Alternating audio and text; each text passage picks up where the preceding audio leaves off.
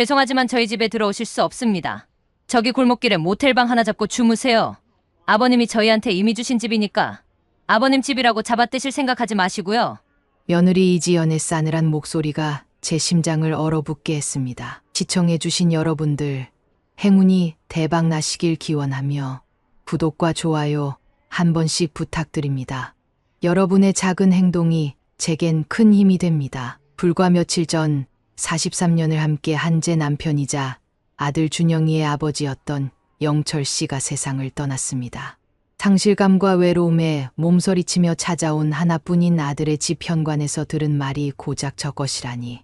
남편이 평생 피땀 흘려 마련해주고 아들에게 내어준 7억이 넘는 이 집에서 저는 한밤중에 갈 곳 없는 처지가 되어버린 겁니다. 제 인생 73년, 이런 모욕은 처음이었습니다. 사랑하는 영철 씨의 장례를 치른 지 겨우 7일째 되는 날이었죠. 안녕하세요, 여러분. 저는 73세 박선영입니다. 오늘 여러분께 들려드릴 이야기는 누구에게도 말하기 부끄럽고 제 스스로도 믿기 힘든 고통스러운 사연입니다. 남편과 제가 모든 것을 바쳐 키운 아들과 며느리에게 어떻게 배신당했는지, 그리고 제 남편 영철 씨가 겪어야 했던 가슴 아픈 외면과 저의 처절한 싸움에 대한 이야기입니다. 이 이야기에 공감되신다면 따뜻한 댓글 부탁드립니다. 여러분의 작은 응원이 저에게는 큰 위로가 될 것입니다. 그날 밤, 저는 찜질방에서 잠을 청했습니다. 평생을 성실하게 살아온 저희 부부에게 이런 날이 올 줄은 꿈에도 몰랐습니다. 제 남편 김영철 씨는 지게차 기사로 새벽부터 밤늦게까지 일했고, 저 역시 시장에서 반찬 가게를 운영하며 손에 물 마를 틈이 없었죠. 오직 하나, 아들 준영이를 훌륭하게 키우겠다는 일념 하나로 모든 고생을 견뎠습니다. 준영이는 어릴 때부터 저희의 유일한 자랑이자 희망이었습니다. 공부를 잘했고 늘 반에서 1등을 놓치지 않았습니다. 학원비, 교재비, 과외비 돈이 물쓰듯 나갔지만 준영이의 미래를 위해서라면 어떤 고생도 마다하지 않았습니다. 영철 씨는 주말마다 건설 현장에서 막노동을 했고 저 역시 허리가 휘도록 일했습니다. 그렇게 피땀 흘려 번 돈으로 준영이는 마침내 서울대학교에 합격했습니다. 합격 소식을 들었을 때 저와 영철 씨는 서로를 부둥켜 안고 울었습니다. 시장 상인들도 모두 자기 일처럼 기뻐해 주었고 동네는 축제 분위기였습니다. 지게차 기사 아들이 서울대 갔다는 소문이 삽시간에 퍼졌죠. 대학 4년 동안도 마찬가지였습니다. 등록금, 생활비, 책값, 준영이가 필요하다고 하면 저희는 모든 것을 해주었습니다. 영철 씨는 몸이 아파 병원에 갈 돈까지 아껴 준영이에게 보냈고 저 역시 무릎이 아파 걷기 힘들 때도 병원 한번 제대로 가지 못했습니다. 오직 준영이의 앞날이 더 중요했으니까요. 그렇게 준영이는 대학을 졸업하고 대기업에 취직했습니다. 저도 월급날 준영이가 용돈을 가져다 줬을 때의 뿌듯함이란 아버지, 어머니 덕분입니다. 라고 말하던 준영이의 모습은 아직도 제 눈에 선합니다. 그때는 정말 모든 고생이 보상받는 듯 했습니다. 하지만 이 모든 영광과 기쁨은 아들이 결혼을 하면서 산산조각 나기 시작했습니다. 제가 상상도 못할 지옥이 그때부터 시작될 줄은 꿈에도 몰랐습니다. 아들 준영이가 데려온 예비 며느리 이지연을 처음 만났을 때 저는 꽤 좋은 인상을 받았습니다. 재무직 공무원이라고 하더군요. 깔끔한 옷차림에 예의도 발라 보였습니다. 남편 영철 씨도 여보, 참 괜찮은 아가씨 같네요. 라며 만족스러워했습니다. 결혼 준비를 하면서 준영이가 아버지, 어머니 신혼집 마련하는 게 쉽지 않네요. 전세금이 너무 비싸서요. 라고 말을 꺼냈을 때 영철 씨는 주저하지 않았습니다. 평생 모은 돈과 저희가 살던 집을 담보로 대출까지 받아서 서울에 조금 오래된 아파트를 신혼집으로 마련해 주었습니다. 7억이 넘는 큰 돈이었지만 아들의 새 출발을 위해서라면 당연한 일이라고 생각했습니다. 그때 영철 씨는 딱 한 가지 조건을 이야기했습니다. 나와 너희 어머니가 늙어서 몸이 불편해지면 너희가 우리를 모셔야 한다. 준영이는 당연한 말씀이죠. 아버지, 어머니. 라고 대답했고 이지연도 고개를 끄덕였습니다. 그래서 저희는 증여 계약서에 부양조건부 증여라고 명시했습니다. 결혼식은 성대하게 치렀습니다. 저희가 할 수 있는 최선을 다했죠. 하객들 앞에서 좋은 부모님을 만나 복받은 남편을 얻었다. 하고 인사하던 이지연의 모습을 보며 저는 정말 똑똑하고 착한 며느리를 얻었다고 생각했습니다. 하지만 결혼 후 며칠이 지나지 않아 이지연과 준영이의 태도가 미묘하게 변하는 것을 느꼈습니다. 전화를 해도 말이 짧아지고 주말에 아들이 보고 싶어 신혼집에 들르려고 하면 어머니, 저희 요즘 너무 바빠요. 너무 피곤해요. 하며 거리를 두려는 듯했습니다. 처음에는 신혼이니까 그러려니 했습니다. 젊은 부부가 둘만의 시간을 보내고 싶어 하는 게 당연하다고 생각했으니까요. 그런데 추석이 되어도 설날이 되어도 아들 부부는 저희를 찾아오지 않았습니다. 회사 일이 바빠서 이지연이 몸이 안 좋아서 이유는 늘 있었습니다. 한 번은 서울의 조카 결혼식에 참석할 일이 있어 간 김에 아들 얼굴이라도 한번 볼까 싶어 영철 씨와 함께 찾아갔습니다. 아파트 현관문 앞에서 초인종을 눌렀는데 이지연이 나와서 하는 말이 기가 막혔습니다. 어머님, 아버님, 미리 연락하고 오세요. 갑자기 오시면 저희도 당황스러워요. 그 말을 듣는 순간 저와 영철 씨는 마치 무슨 남처럼 취급받는 기분이었습니다. 남편이 사준 집인데 우리 아들이 사는 집인데 왜 미리 허락을 받고 와야 하나 싶어 서운함이 밀려왔죠.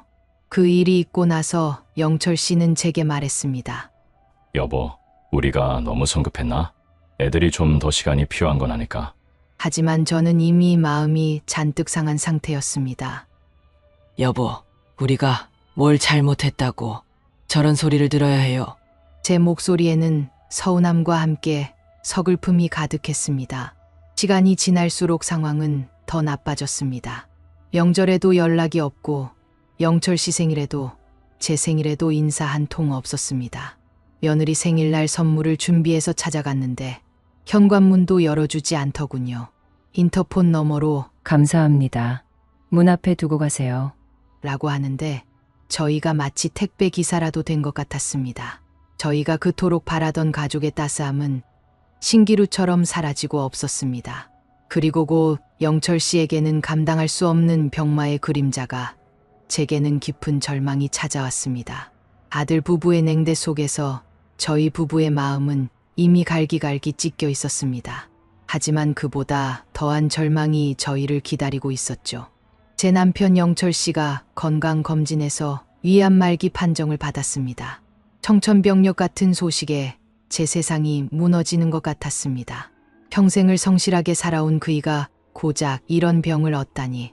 저는 그 충격에 주저앉아 한없이 울기만 했습니다. 떨리는 손으로 아들 준영이에게 이 소식을 전했습니다. 준영아, 내 아버지가 위암 사기라고 하네. 빨리 병원에 와봐야겠다. 제 목소리는 이미 울음에 잠겨 제대로 나오지도 않았습니다. 그러나 준영이의 대답은 제 가슴에 비수처럼 박혔습니다. 어머니, 회사에서 중요한 프로젝트가 있어서 지금은 병원에 갈 시간이 없어요. 주말에 갈게요. 주말에요. 아버지가 암 진단을 받았는데 주말에 온다는 그 말이 믿기지 않았습니다. 영철 씨는 제게 아무 말도 하지 못하고 그저 저를 안쓰럽게 바라볼 뿐이었습니다. 여보, 우리가 뭘 잘못했길래 우리 아들이 이럴까요? 영철 씨에게 묻고 싶었지만 그의 눈빛에서 이미 깊은 상실감을 보았기에 차마 입을 뗄 수 없었습니다. 그 주말에도 준영이는 끝내 오지 않았습니다. 다음 주에 겨우 전화가 왔는데 어머니, 아버지 상태 어떠세요? 회사 일이 정말 바빠서요. 라고 하더군요. 저는 결국 참지 못하고 화를 냈습니다. 내 아버지가 다 죽어가는데 회사가 뭐가 그렇게 중요하냐? 그러자 전화 너머로 며느리 이지연의 싸늘한 목소리가 들렸습니다. 여보, 어머님이 또 화내시네. 전화 끊어. 그리고 정말로 전화는 끊겼습니다. 그 순간 저는 깨달았습니다. 아, 이 아이들에게 우리는 이미 짐이 된 거구나. 가족이 아니라 그냥 부담스러운 존재가 된 것 같구나. 제 평생을 바쳐 키운 아들이 남편의 목숨이 위태로운 순간에도 저희를 외면하고 있다는 사실이 너무나도 고통스러웠습니다. 결국 영철 씨의 수술날에도 준영이와 이지연은 오지 않았습니다. 8시간 동안 수술실 앞에서 저 혼자 초조하게 기다렸습니다. 간호사가 보호자분이 어머님 혼자세요? 다른 가족분들은 어디 계세요? 라고 물어볼 때마다 저는 부끄러워 고개를 들 수 없었습니다. 아들이 회사 일로 너무 바쁘고 며느리도 몸이 안 좋다는 변명밖에 할 수 없었습니다. 항암 치료를 받으면서도 영철 씨는 오직 준영이만 기다렸습니다. 우리 준영이가 언제 올까? 내가 너무 많이 아픈 모습을 보여주면 안 되는데. 머리카락이 다 빠지고 몸무게가 20kg이나 줄었는데도 영철 씨는 오직 아들 걱정만 했습니다. 제 마음이 얼마나 찢어지는지 모릅니다. 한 번은 영철 씨가 제게 힘없이 말했습니다. 여보, 내가 죽기 전에 우리 준영이에게 맛있는 밥을 한번 해주어야 하는데. 내가 만든 동태찌개를 참 좋아했는데. 그의 목소리는 힘없이 떨렸고 눈에서는 하염없이 눈물이 흘렀습니다. 지연이가 아직 어려서 시아버지 돌보는 게 힘들 수도 있잖아요. 내가 먼저 이해한다고 말해주고 싶어요. 43년을 함께 산 남편이 이런 말을 할 때 제 가슴도 찢어지는 듯 했습니다. 저는 아무 말 없이 그의 손을 꼭 잡아주었습니다. 결국 제가 다시 준영이에게 전화를 걸었습니다. 준영아, 내 아버지가 너를 보고 싶어 한다. 제발 시간 내서 며느리와 함께 한 번만 와라. 아버지가 많이 아프시다. 제 목소리에는 간절함이 묻어 있었습니다. 하지만 준영이의 대답은 또다시 저희를 실망시켰습니다. 어머니, 정말 죄송해요. 지연이가 요즘 스트레스를 많이 받아서 병원 냄새를 맡으면 토하거든요. 좀 더 안정되면 달게요. 며느리가 병원 냄새 때문에 토한다고요? 시아버지가 죽어가는데 그게 이유가 될 수 있나요? 제 귀를 의심할 수밖에 없는 말이었습니다. 그래도 며칠 후에는 마지못해 이지연과 함께 병원으로 왔습니다. 하지만 정말 형식적인 방문이었습니다. 병실에 들어서자마자 이지연은 코를 막으며 인상을 찌푸렸고 준영이는 무엇이 그리 바쁜지 내내 휴대폰만 들여다보더군요.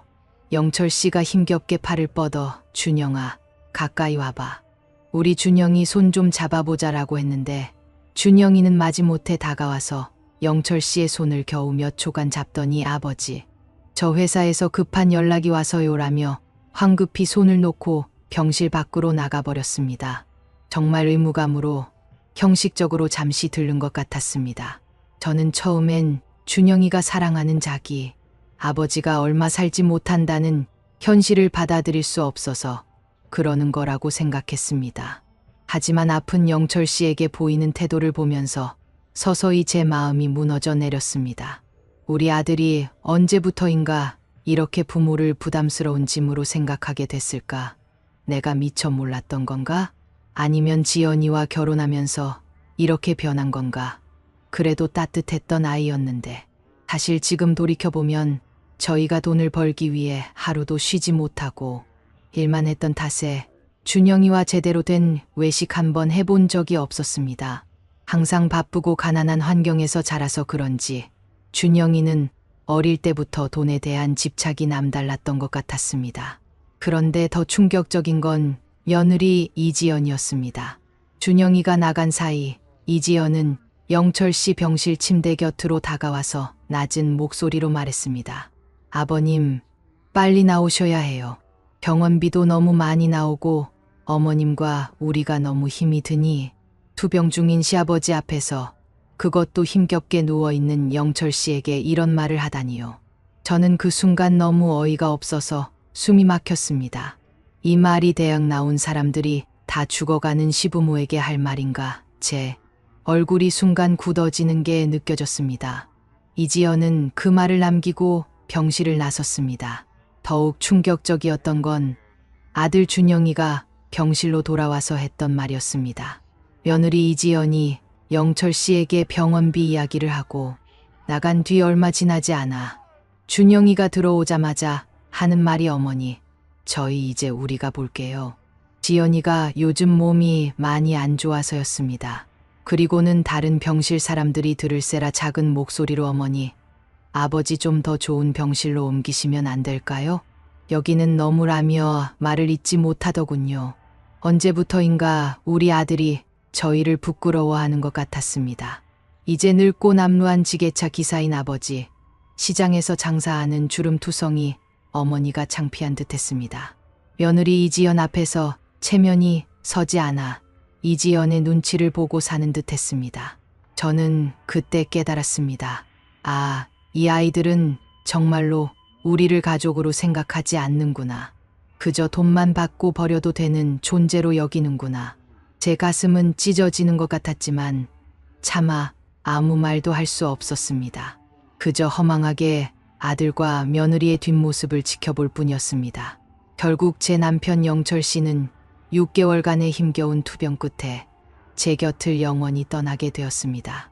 그의 마지막 순간까지도 영철 씨는 오직 아들 준영이 얼굴 한 번 더 보고 싶어 했습니다.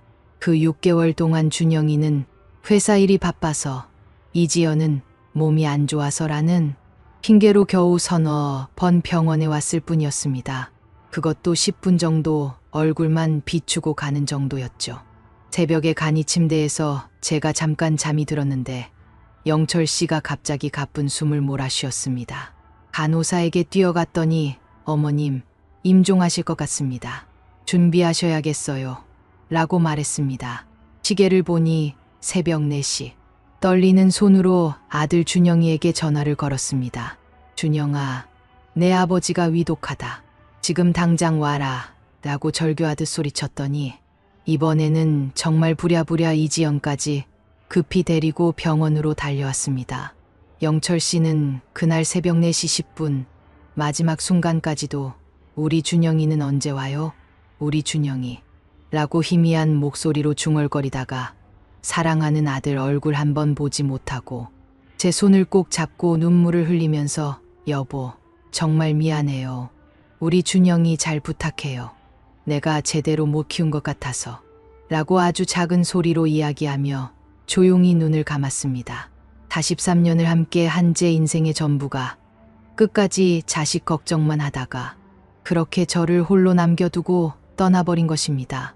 영철 씨의 장례식장에서 아들 준영이와 며느리 이지연을 봤을 때 저는 더 이상 화도 나지 않았습니다. 그저 허탈함만이 가득했죠. 이지연은 검은 옷을 입고 와서는 조문객들 앞에서 아버님이 갑자기 돌아가셔서 너무 놀랐어요. 평소에 건강하셨는데 이렇게 갑자기 가실 줄은 몰랐어요. 라고 말하더군요. 6개월 동안 투병했는데 갑자기라니요? 한 번도 진정. 어린 문병을 오지 않았으니 갑자기라는 말이 나왔겠죠. 조문객들은 며느리가 참 참하네. 이렇게 상심하는 것을 보니라고 말했지만 저는 그저 씁쓸할 뿐이었습니다. 장례를 치르는 3일 동안 이지연은 내내 불편해하는 기색이 역력했습니다. 어머님, 장례식장이 너무 추워요. 여기 음식이 별로네요. 같은 불평만 늘어놓았죠. 저는 조문 오신 손님들의 음식도 챙기고 도우미도 관리하고 상도 빨리 정리해야 하는데 이지연은 마치 자신과는 상관없는 남의 일처럼 행동했습니다. 가장 기가 막혔던 건 발인 날이었습니다. 염을 마치고 영철 씨의 관이 상여에 실려 나가는 모습을 제가 뒤따라가는데 며느리 이지연이 아들 준영이에게 속삭이는 말을 들었습니다. 여보, 이제 끝난 거지? 우리 언제 집에 가? 제 남편의 관이 바로 앞에 있는데 어떻게 그런 말을 할 수 있는지 제 영혼마저 분노에 떨렸습니다. 화장에서 마지막 작별을 할 때도 이지연은 멀찍이 서 있었고 핸드폰만 자꾸 쳐다보더군요. 아마 빨리 끝나기만 기다리고 있었던 것 같았습니다. 그 모습을 지켜보는 제 마음은 오죽했을까요? 저는 그저 그를 안아줄 수도 위로해줄 수도 없어 너무나도 답답했습니다. 장례를 모두 마치고 나서 저는 정말 막막했습니다. 43년을 함께 산 남편 영철 씨가 떠나고 집은 텅 비어버렸으니까요. 그동안 영철 씨의 간병비며 장례비며 돈도 많이 들었는데 아들 준영이는 돈에 대한 이야기는 일체하지 않고 무심했다고 합니다. 막상 영철 씨를 떠나보내고 난 뒤 저는 너무나도 황망하고 쓸쓸했습니다. 그래서 이제 나에게 하나밖에 없는 아들이니 이제라도 가족답게 지내보고 싶다는 마음으로 이 외로움을 아들과 함께 나누고 싶었습니다. 장례를 마친 지 7일째 되던 날, 저는 작은 가방 하나만 들고 준영이네 집으로 향했습니다. 마음속으로는 이제라도 가족이 될 수 있겠지라는 작은 희망을 품고 있었습니다. 남편을 잃은 슬픔도 아들과 함께라면 조금은 덜어질 것 같았겠지요. 아파트 현관 앞에서 초인종을 눌렀을 때 제 마음은 두근거렸습니다. 하지만 저를 맞이한 것은 다시 한번 싸늘한 현실이었습니다.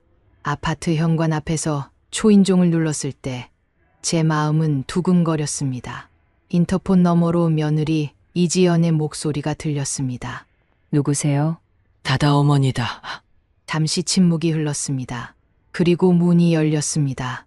이지연이 나왔는데 표정이 그리 반갑지 않더군요. 어머님, 왜 갑자기 오셨어요? 미리 연락하시지. 아, 지연아. 내 남편 떠나보내고 집이 너무 쓸쓸해서 하룻밤만 재워주면 안 될까? 그때 뒤에서 아들 준영이가 나왔습니다. 어머니, 안으로 들어오세요. 그래도 아들이니까 조금은 배려하는 것 같았습니다. 거실로 들어가서 앉았는데 분위기가 어색했습니다. 어머니, 식사는 하셨어요? 준영이가 물어봤지만 형식적인 질문이라는 게 느껴졌습니다. 아니, 아직. 그럼 뭔가 시켜드릴게요. 준영이가 휴대폰을 꺼내더니 치킨을 주문했습니다. 집에서 해준 밥이 아니라 치킨 배달이라니. 그래도 고마웠습니다. 치킨을 먹으면서 저는 조심스럽게 말을 꺼냈습니다. 준영아, 이제 아버지도 돌아가시고 어머니 혼자 지내기가 참 쓸쓸하다. 너희와 함께 살면 안 될까? 그 말을 듣자마자 이지연의 표정이 확 굳어졌습니다. 준영이도 치킨을 먹던 손을 멈췄습니다. 어머니, 준영이가 말을 꺼냈지만 이지연이 먼저 나섰습니다. 어머님, 저희도 저희 생활이 있어서 갑자기 함께 사는 건 좀. 지연아, 나는 많은 걸 바라지 않는다. 그냥 작은 방 하나만, 아니면 거실 한 구석이라도. 아니에요. 이 집은 신혼집이잖아요. 저희 둘만의 공간이 필요해요. 저는 그때 말했습니다. 지연아, 이 집이 누구 돈으로 산 집인지 알고 있지? 나와 내 아버지가 평생 모은 돈 7억으로 산 집이다. 그리고 계약서에도 명시되어 있지 않니? 부양 조건부 증여라고. 이지연이 버럭 소리를 질렀습니다. 그러면 그때 분명히 말씀을 하셨어야지요. 이제 와서 이런 말씀을 하시는 법이 어디 있어요? 말했잖니. 결혼할 때 분명히 말했어. 너희가 모시겠다고 했고. 그건 그땐 그랬지만 지금은 상황이 달라졌잖아요. 준영이는 그냥 가만히 앉아서 이 모든 상황을 지켜보기만 했습니다. 자기 어머니와 아내가 큰 소리를 내는데 한마디도 하지 않았습니다. 이지연이 계속 말했습니다. 어머님, 솔직히 말씀드릴게요. 저는 결혼할 때 시부모님과 함께 살 생각이 전혀 없었어요. 준영 오빠도 평소에 부모님과는 같이 살고 싶지 않다고 말했어요. 그런데 갑자기 이렇게 오셔서 함께 살자고 하시면, 갑자기 내 아버지가 돌아가시고 나서 왔는데 갑자기라고? 어쨌든 안 돼요. 저희는 저희대로 살 거예요. 그때 제가 지금까지 참고 참았던 화가 폭발했습니다. 73년을 살면서 이런 모욕을 당하다니 제 목소리가 떨리면서 커졌습니다. 그럼 이 집에서 나가. 내 돈으로 산 집에서 나가라고 손까지 벌벌 떨렸습니다. 평생 욕 한 번 안 해본 제가 그렇게 소리를 지르다니. 영철 씨가 살아있었다면 여보, 진정해요라고 말렸을 텐데 이제는 저를 말릴 사람도 없었습니다. 어머님, 지금 협박하시는 거예요? 이 집은 이미 저희 명의로 되어 있어요. 법적으로도 저희 집이라고요. 이지연도 지지 않았습니다. 법적으로 조건부 증여라고 했잖아. 조건을 지키지 않으면 무효다. 그런 건 옛날 얘기예요. 지금은 21세기인데 누가 그런 걸 지켜요?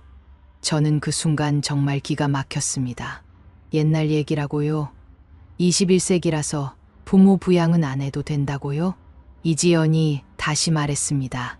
어머님, 정말 죄송하지만 오늘 밤은 여기서 주무실 수 없어요. 이지연이 마지막으로 쐐기를 박았습니다. 어머님, 아버님도 돌아가셨으니까 작은 원룸이라도 구하시면 오히려 자유로우실 텐데요. 서로 간섭 안 하고 편하게 지내시면 되잖아요. 그 순간 저는 깨달았습니다. 아, 이 아이들은 진짜로 나를 쫓아내려고 하는구나. 7억이나 하는 집을 사준 부모를, 평생을 희생한 저희를 이렇게 내쫓으려고 하는구나. 좋다. 나간다. 하지만 이 집도 가져가겠다. 조건을 지키지 않았으니 증여를 취소하겠다. 이지연이 비웃으며 말했습니다. 어머님, 그게 되는 줄 아세요? 이미 등기도 끝났는데 뭘 어떻게 하시려고요? 두고 봐라. 법이 있는 나라에서 이런 일이 그냥 넘어갈 줄 알아. 그렇게 말하고 저는 집을 나왔습니다. 새벽에 혼자 길거리를 걸으면서 눈물이 났습니다. 73년을 살면서 이런 지옥을 당할 줄은 꿈에도 몰랐습니다. 그날 밤은 근처 찜질방에서 잤습니다. 돈을 아껴야 했거든요. 앞으로 법정 싸움을 해야 할 텐데 변호사 비용도 필요하고. 다음 날 아침 법무사 사무실을 찾아갔습니다. 조건부 증여 해제가 정말 가능한지 알아보려고요. 법무사 사무실에 들어섰을 때 젊은 법무사가 저를 보더니 의아해했습니다. 어르신, 무슨 일로 오셨나요? 조건부 증여 해제가 가능한지 알고 싶습니다. 제가 상황을 설명하자 법무사의 표정이 진지해졌습니다. 계약서를 가져오셨나요? 다행히 영철 씨와 함께 결혼할 때 작성했던 증여 계약서 사본을 챙겨 두었거든요. 법무사가 계약서를 자세히 살펴보더니 고개를 끄덕였습니다. 어르신, 충분히 승산이 있습니다. 부양조건부 증여에서 수증자가 의무를 이행하지 않으면 증여자는 해제권을 행사할 수 있어요. 하지만 증거가 중요합니다. 증거요? 네. 그분들이 부양 의무를 다하지 않았다는 걸 명확히 증명해야 해요. 병원 기록, 통화 내역, 문자 메시지, 모든 것이 증거가 될 수 있습니다. 저는 그때부터 악착같이 준비했습니다. 남편 영철 씨의 투병 기간 동안 준영이와 이지연이 병문안을 거의 오지 않았다는 병원 기록을 받았고, 제가 계속 연락했지만 그들이 거부했다는 통화 내역도 모았습니다. 영철 씨 장례식장 조문 기록도 가져왔습니다. 3일간 장례를 치렀는데 이지연이 얼마나 성의 없이 행동했는지 목격한 증인들도 있었거든요. 한 달 후 드디어 소장을 법원에 제출했습니다. 조건부 증여 해제 및 소유권 이전 등기 말소 청구 소송이라는 긴 이름의 소송이었습니다. 73세 할머니의 마지막 반격이 시작된 것입니다. 며칠 후 아들 준영이에게서 전화가 왔습니다. 처음에는 당황한 목소리였습니다. 어머니, 정말 소송하신 거예요? 저희가 그렇게까지 나쁜 자식들인가요? 준영아, 나쁜 자식이 아니라면 왜 내 아버지 병문안도 제대로 안 왔냐? 6개월 동안 겨우 서너 번이 전부였잖아. 그리고 내 아버지가 병원에 있을 때도 너희들은 무관심했잖아. 내가 얼마나 가슴이 아팠는지 아냐? 내 아버지가 마지막까지 너만 기다렸는데 그건 어머니 정말 회사 일이 너무 바빠서요. 그리고 지연이가 요즘 몸이 너무 안 좋아서 병원에 자주 못 갔어요. 저도 아버지한테 죄송하다는 생각은 항상 했었어요. 상황. 내 아버지가 죽어가는데 무슨 상황이 그보다 중요하냐. 그 다음부터는 이지연이 전화를 받았습니다. 목소리에 처음으로 떨림이 있더군요. 어머님, 소송 취하해 주세요. 저희가 사과드릴게요. 하지만 저는 이미 마음을 굳혔습니다. 이미 늦었다. 끝까지 해보자. 첫 번째 법정에 갔을 때 아들 준영이와 며느리 이지연은 비싼 정장을 입고 큰 법무법인 변호사까지 대동하고 나타났습니다. 아마 73세 할머니 혼자라서 쉽게 이길 수 있을 거라고 생각했나 봅니다. 하지만 저는 철저히 준비가 되어 있었습니다. 재판장에서 상대방 변호사가 거만하게 말했습니다. 원고는 이미 자발적으로 증여한 것이고 부양 의무는 도덕적 의무일 뿐 강제성이 없다고 봅니다. 그때 제 법무사가 단호하게 나섰습니다. 재판장님, 이것은 명백한 조건부 증여입니다. 계약서에 부모 부양을 조건으로 한다고 명시되어 있고 피고들은 이 조건을 명백히 위반했습니다. 그리고 저는 증인석에 서서 떨리는 목소리로 증언했습니다. 남편 영철 씨의 6개월 투병 과정, 준영이와 이지연의 냉정한 무관심, 장례식에서의 모욕적인 태도, 모든 것을 눈물을 참으며 담담하게 말했습니다. 피고 김준영은 6개월간의 투병 기간 동안 겨우 3번 병문안을 왔고 그마저도 10분을 채 머물지 않았습니다. 피고 이지연은 병원 냄새 때문에 토한다며 죽어가는 시아버지의 문병을 거부했습니다. 재판장에서 우리 측 법무사가 그 말을 할 때 아들 준영이는 부끄러워서 고개를 들지 못하였습니다. 며느리 이지연은 계속 변호사와 뭔가를 급히 속삭이고 있었고요. 결정적인 순간은 2번째 재판이었어요. 병원에서 6개월간 남편 영철 씨를 돌봐준 간병인이 증인으로 나왔거든요. 그분의 증언은 정말 가슴 아팠습니다. 6개월 동안 간병을 했는데 아들과 며느리가 정말 거의 오지 않았어요. 환자분이 하루에도 몇 번씩 우리 준영이는 언제 와요? 라고 저에게 물어보시는데 정말 마음이 아팠습니다. 특히 며느리분은 와서도 계속 핸드폰만 보고 빨리 가고 싶어 하는 표정이 역력했어요. 그때 재판장이 차가운 눈빛으로 며느리 이지연에게 물어봤습니다. 피고인은 시아버지의 임종 때 참석했습니까? 이지연이 작은 목소리로 대답했어요. 네, 참석했습니다. 그럼 임종 전에는 언제 마지막으로 문병을 갔습니까? 이지연이 말을 못하더군요. 얼굴이 새파랗게 질린 채로 말이에요. 변호사가 당황해서 대신 답했어요. 기억이 정확하지 않다고 합니다. 재판장이 더욱 차가운 목소리로 말했습니다. 6개월이라는 투병 기간 동안에 이를 기억하지 못한다는 것은 도저히 이해할 수 없군요. 법정 안이 숨막히는 정적에 휩싸였습니다. 3번째 재판에서 드디어 폭탄이 터졌습니다. 아들 준영이가 직장 동료들에게 보낸 카카오톡 메시지가 증거로 제출된 거였습니다. 양심적인 동료가 제게 제보해 준 것이었죠. 메시지 내용은 제 가슴을 또 한 번 후벼 팠습니다. 우리 아버지가 엄마랑 함께 살자고 하는데 진짜 부담됨. 지연이가 스트레스 왕창 받아서 못 견디겠다고 함. 빨리 요양원이나 찾아드려야겠음. 집에서 계속 계시면 우리 생활이 불가능해. 그 메시지가 법정에서 읽혀졌을 때 방청석에서 작은 한숨 소리가 들렸습니다. 준영이의 얼굴은 새파랗게 질렸고 며느리 이지연은 아예 뒤돌아 앉아서 고개를 숙여 버렸습니다. 재판장이 날카롭게 물어봤습니다. 피고 김준영, 이 메시지가 맞습니까? 준영이는 고개를 들지 못하고 중얼거렸습니다.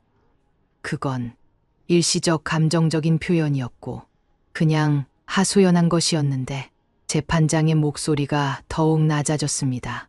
평생 희생하신 부모님을 요양원에 보내려 했다는 말입니까? 준영이는 더 이상 대답하지 못했어요. 목이 메어서 말이 안 나오는 것 같았습니다. 그 모습을 보며 저는 하염없이 눈물만 흘렸습니다. 제 남편 영철 씨가 이 모습을 봤다면 얼마나 가슴 아파했을까요?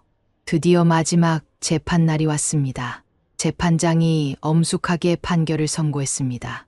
피고들은 조건부 증여의 핵심 조건인 부양 의무를 명백히 위반했으므로 원고 박선영의 증여, 해제권 행사는 정당하다. 따라서 원고의 청구를 인용한다. 그 순간 며느리 이지연이 눈물을 흘리며 저에게 매달렸습니다. 어머님, 제발 용서해 주세요. 저희가 정말 잘못했어요. 다시 기회를 주세요. 저는 냉정하게 말했습니다. 이미 늦었다. 법이 판단한 일이야. 이제 내 집을 비워줘야겠다. 법원을 나오는데 준영이가 울먹이며 따라와서 말했습니다. 어머니, 정말 죄송해요. 저희가 너무 잘못했어요. 아버지한테도 죄송하고 다시 기회를 주시면 안 될까요? 저는 준영이를 쳐다봤습니다. 제가 피땀 흘려 키우고 영철 씨가 그토록 자랑스러워했던 아들, 서울대까지 보낸 자랑스러운 아들이었지만 이제는 완전히 남처럼 느껴졌습니다. 준영아, 기회는 내 아버지가 살아 계실 때 줬어야 했다. 이제는 정말 늦었어. 한 달 후 아들 준영이와 며느리 이지연은 그 7억짜리 집에서 쫓겨나듯 나갔습니다. 남편 영철 씨가 평생 모은 피와 땀의 결정체이자 저희 부부의 노후가 담겨 있던 그 집이 다시 제 품으로 돌아왔습니다. 지금 저는 그 넓은 집에서 혼자 살고 있어요. 때로는 쓸쓸하지만 절대 후회하지 않습니다. 제 남편의 존엄을, 그리고 제 자신의 존엄을 지켰으니까요. 가끔 준영이에게서 연락이 와요. 어머니 안녕하십니까? 라고 정중하게 마치 남에게 하듯 인사하더군요. 저도 잘 지내라 라고 짧게 대답할 뿐입니다. 이지연은 전화를 받지도 않아요. 아마 제 목소리만 들어도 불편해하는 것 같더군요. 한 번은 준영이가 어머님, 지연이가 인사드린다고 하네요 라고 말하길래 기다렸는데 결국 전화를 주지 않았습니다. 그때 새삼 깨달았습니다. 이제 우리는 정말로 남이 되었다는 사실을. 저는 73년을 살면서 아주 늦게 뼈아픈 교훈을 얻었어요. 그리고 저와 같은 부모님들도 기억하세요. 때로는 단호해질 줄 알아야 해요. 무조건적인 희생만이 사랑이 아닙니다. 저처럼 평생 자식 뒷바라지하고 때늦은 후회를 하시지 않기를 바라봅니다. 오늘 저희 긴 이야기를 끝까지 들어주신 모든 분들께 진심으로 감사드립니다. 구독과 좋아요, 알림 설정으로 응원해 주시면 더 많은 분들이 이런 의미 있는 이야기를 들을 수 있을 거예요. 저는 지금 남편 영철 씨가 생전에 정성스럽게 가꾸던 화분들을 돌보며 하루하루를 보내고 있습니다. 하늘나라에 있는 제 남편 영철 씨도 가끔은 여보, 왜 그랬어? 우리 준영이를 하면서 슬퍼할 수도 있겠지만 결국엔 여보, 정말 잘했어요. 고생하셨어요 라고 말해줄 것 같습니다. 하지만 가끔은 이런 생각이 들기도 합니다.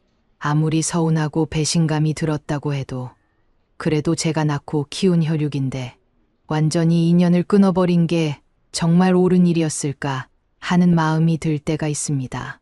여러분은 어떻게 생각하시나요? 제가 한 선택이 정말 옳았다고 보시는지, 아니면 그래도 가족이니까 좀 더 관대했어야 했던 건 아닌지 솔직히 궁금합니다. 댓글로 여러분의 진솔한 의견을 들려주세요. 긴 시간 들어주셔서 정말 감사합니다.